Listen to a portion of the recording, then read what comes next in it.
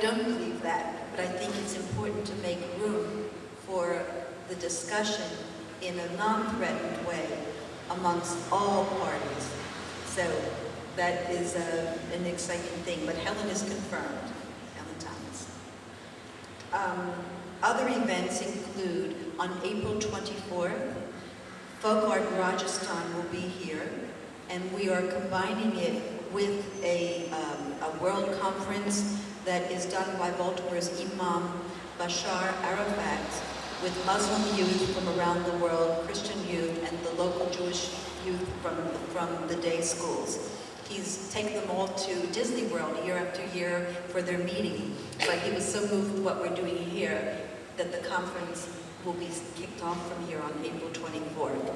With the Folk Art Rajasthan, one of our most amazing Muslim artists, Sabur Khan, who is a drummer, will be coming to perform.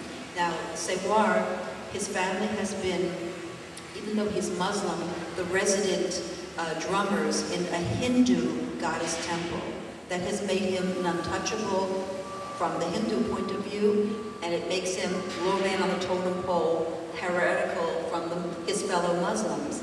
And what's interesting is the tourists love this sweet person. And so they would send him Hanukkah cards, they would send him Virgin Guadalupe images. Whatever was beautiful to their faith tradition, they would send to Sawar Khan. And he gathered it, and on like the mud walls of his house, he painted pinks and oranges, and he would put all the symbols, Krishna, Hanuman, the Sikh Guru Nanak, on his walls of his cave, his home. And he said, you know, my religion is human being. And he prepared some of the images that he has on his walls, he made as art for us, which you will see today. I think he is very in Rumi's spirit. And once you learn more about Rumi, now, you know, when we're dedicating this show to Rumi, it has a very personal relationship with the museum. Ever since we opened in November of Thanksgiving 1995, of all the world's wisdom and humor and insight, we have returned to Rumi over and over again. So how could we not celebrate his birthday? Can you imagine 800 years after you're born becoming the most read poet, more than Shakespeare now, in both, he's taken over in both America and in Europe, most read poet. So that's quite a blessing. Now, an important thing before we begin our tour, and you get to hear from all of the artists, is to introduce a real treasure to us. Frank Warren lives here in Maryland. To his chagrin, he put his home address, or his wife's chagrin, not his chagrin, is on the cover of his first book, Post Secret, all right, in Germantown, correct? And Frank had this thing that you understand. He asked people to be able to share what was most secret in their lives anonymously through sending him a postcard. And he created a real revolution by that act, a healing one. And I noticed that in his book, so many of those secrets that people would send had to do with what they really think in their heart, or they really believe, and that struggle to understand the big questions. Who are we? Why are we? You know, what is our relationship to the divine? Is death an end? You know, all the big questions they were struggling with in their secrets. So, as an undercurrent, and a very important one, throughout most of this exhibition run the assembled, what Frank has curated, faith secrets. And some are hilarious, and some are, you know, make you cry. And you will speak more, and that's the first thing we'll deal with in this exhibition. But why that was important in curating the show, and you know, when I say from atheism to Zoroastrianism, there was no desire to try to be encyclopedic about faith, because you would need 100 football fields to try to be, to include everything. But to have enough of the essence of Native American wisdom, of Zen wisdom, of Talmud, of atheists, of ethical humanists, that of Catholic so that people could hear things that resonate with themselves and drink in some, consider others, reject it. It doesn't matter. It's, again, in that spirit of freedom of conscience.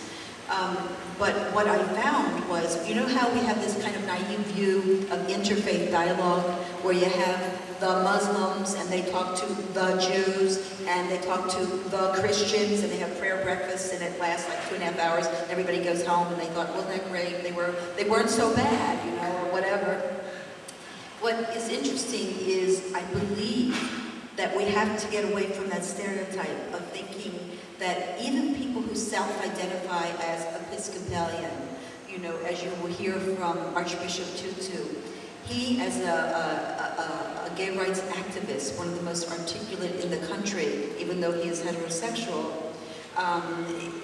he does not agree with all the tenets, even within Episcopalianism. So it's very interesting. I think that the power of Frank's work in this show is manifold, but particularly to underscore how deeply personal matters of faith are, and not cookie cutter, no matter what people may say, oh, I'm this or that, because they're thinking, oh, you want a box. You know, you want a neat little box to put me in, and my parents were this, and I'm going to go to that kind of cemetery. But indeed, you know, these people who are saying, you know, oh yeah, I'm Baptist, that doesn't mean that they're not, like, you know, going Nam-myo, Hirenkikyo at night, you know. It's very interesting. So with that, let's go see the real art, and except for I have first Frank come on up. And I'd love to smile.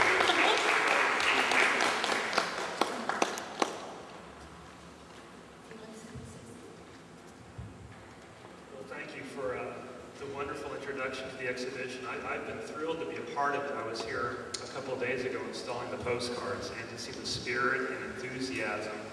I got here at 8 o'clock and I was early. I walked in the front doors and nobody else was around. And I know nobody else was around because I started yelling and whooping and hollering because it looked so beautiful and so inspiring. I have my private celebration there. I guess that's a secret I'm confessing here this morning. Yeah, but in doing that, he's outed our entire security system from being asleep on the job. Good job there, Frank. Well, sharing secrets can cause trouble. And this project has been an amazing journey for me, bringing me to this point right now today. And one of the beauties of Post Secret for me has been to be exposed to the extraordinary diversity of people's voices. And one of the most interesting parts of the project, as it's grown to 100,000, 200,000 postcards, is that it's not a collection of individual secrets speaking independently. The secrets become part of a conversation, part of a community, and they can really express feelings, beliefs, hopes, fears, faiths that don't have a place in our everyday speaking worlds. But through the postcards, through the art that's expressed on the postcards, we can really get a sense for that part of others and that part of ourselves that's searching and hopefully finding its own voice. Thank you. Remember I talked to you as I introduced Mark, and I showed you how much care of the whole team and Teresa takes with installing. The really humbling thing is the few times that we posted the Post Secrets of Frank here, and he like comes up with like a staple gun, you know, it's like, you know, we do all this magical trying to care for the art, and he goes, you know, ka-chunk, ka-chunk, ka-chunk, ka-chunk, ka-chunk.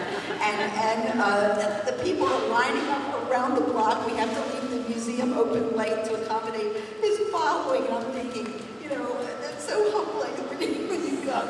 I know they'll come now, they look very spiffy, I don't know. But let's all get up, and you have such a great grace meeting all of the artists in front of you. Thank you so much for being here. Also, Andy Newberg is defending a grant, the neurophysiologist, but he's given Pete his cell phone for any of you who want to interview him about his work, Why God Won't Go Away.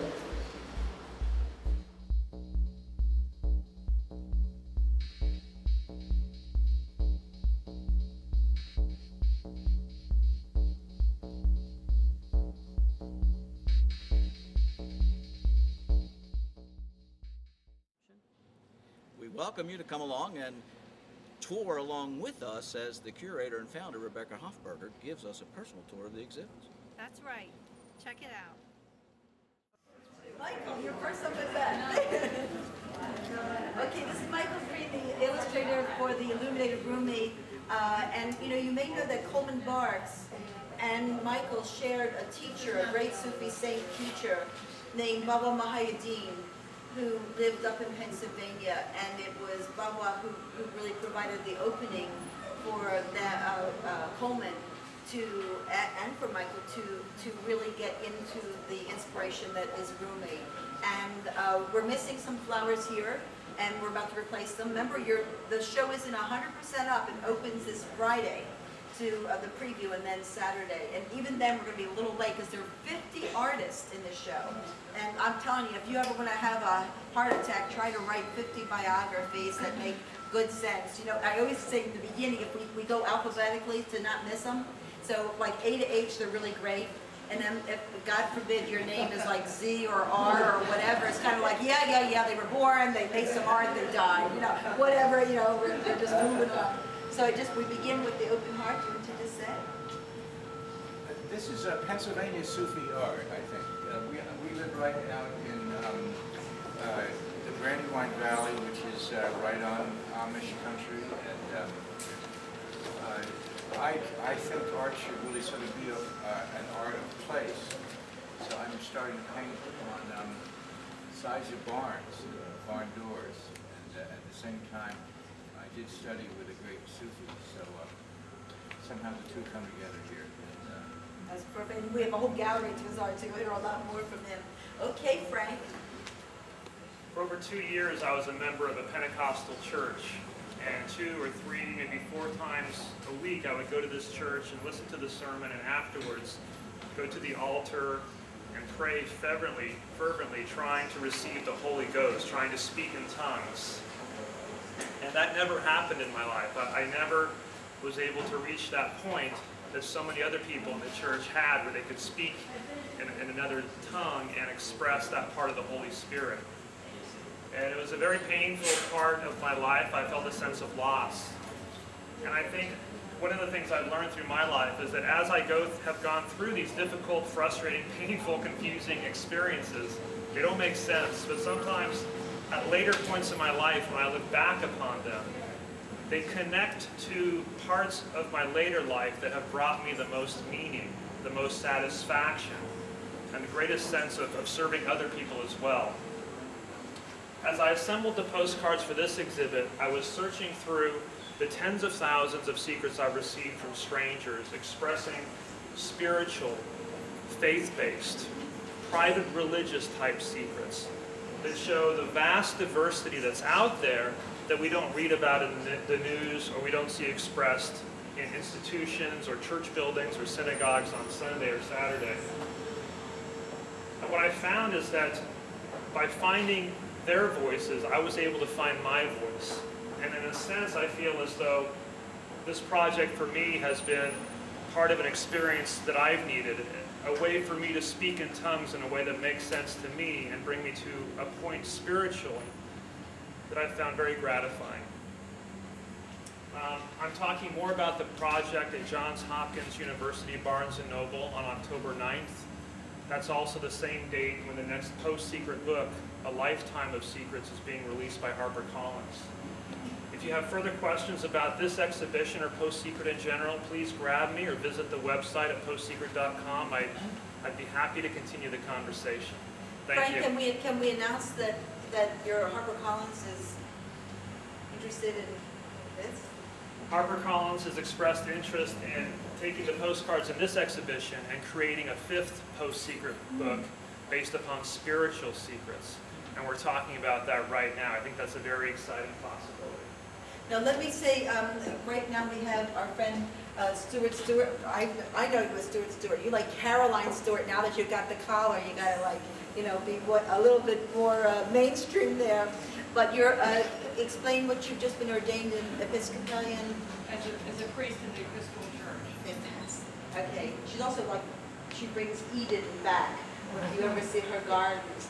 But what we're having from all of our advisors is that we've asked them to do one thing for us, take their time and go through this exhibition, come back as many times as they wish, and then write 1 or 2 paragraphs through the filter of their own faith discipline that can be put on our web and shared with people, so that it would have all these different voices that will be represented from people who have devoted their lives to that particular flavor of the divine or understanding. By Alex Gray is magnificent. This is actually a very good copy of it because we couldn't afford to have something, right in the line of the sun, of his famous painting called Praying, with all of the different voices of humankind coming out.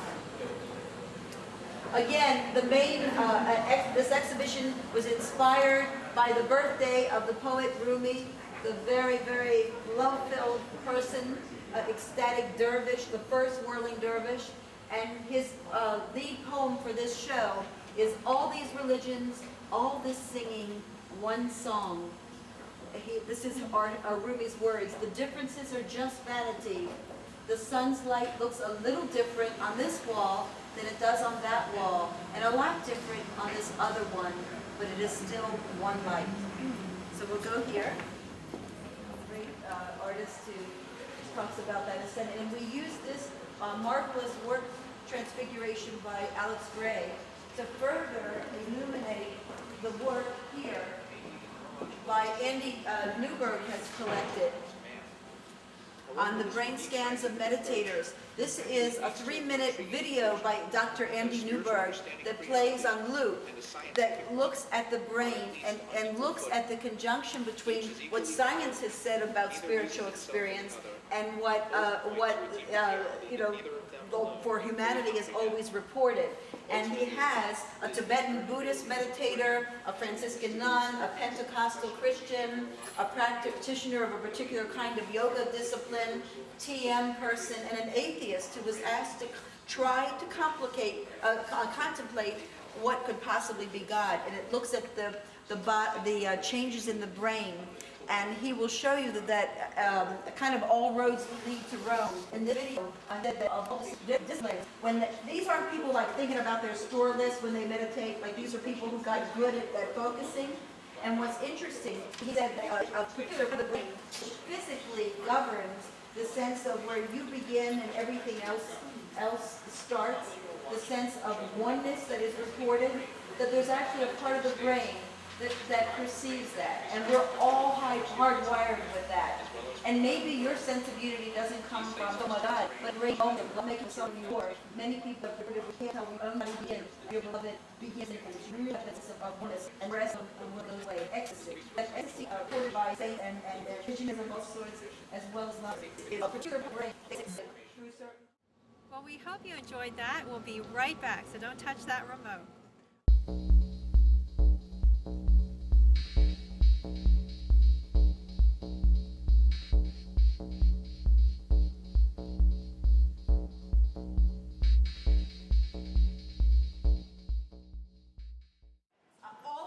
No matter who we are, I have to be born through a mother. And indeed, for many, many centuries on the earth, maybe millennia, the conception of the divine was more feminine, because the only thing obvious was that all life came from a woman's body. So they were able to make that association with the larger power as well. And the work here, largely, this is called Womb, is by a woman named Mona Webb, whose house was filled with this work. She's a very interesting background. Again, because there's so many, we're a little late on some of the bios, but Mona her parents about the turn of the 20th century, fell in love. It was an interracial couple.